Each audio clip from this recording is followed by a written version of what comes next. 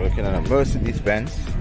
Here we have front SAM module, aka big boy fuse box, and we have to take out some of those because there's a CAN communication. Vehicle doesn't start. And nicely here, see all of the sand on top here.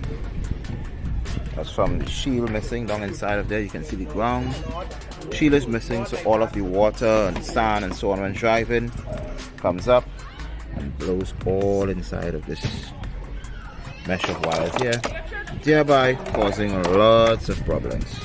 Water and electronics don't match. So